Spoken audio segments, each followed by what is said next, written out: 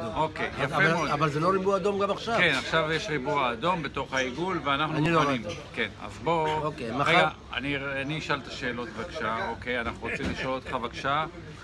אנחנו פה כבר שתינו, אכלנו, והיה ממש מדהים, ורציתי לדעת לכבוד מה זה ולרגל מה זה, ותספר קצת על עצמך ועל המשפחה בבקשה.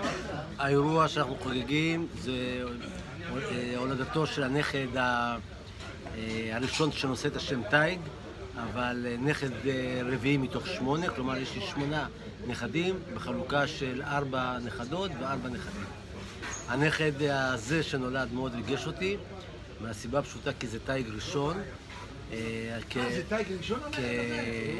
כבן למשפחה ניצולת שואה שלא היו לו לא אחים, לא דודים, לא סבים ולא סבתות, ומפני שמשפחתו של אבי כולה נספתה בשואה, משפחה של 2 ילדים, אז הגידול דור ההמשך מאוד ריגש אותי, לא חשבתי, אבל זה כן נגע באיזושהי נקודה חשובה,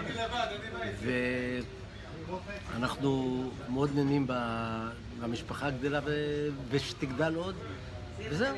אינשאללה, תבורך, אבל ספר קצת על העניין מבחינת איזה ספורטאי הוא והקשר והקונוטציה של עודד בעצם למכבי צפון.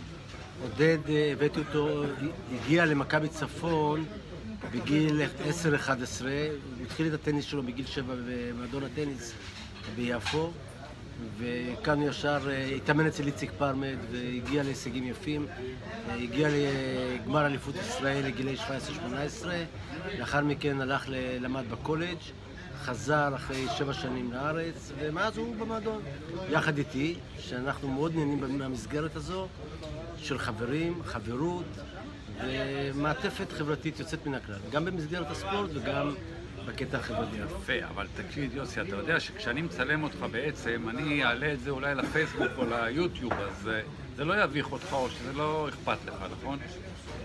לא, הכל בסדר. הכל בסדר, יפה. עכשיו תספר קצת את אתה ומכבי צפון. דיברת על יוסי, על עודד במכבי צפון, ואתה יוסי דמות מפתח פה, ואנשים מאוד מחבבים אותך.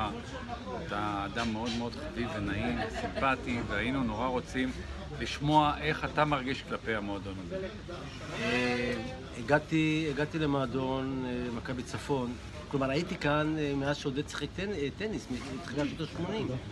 אבל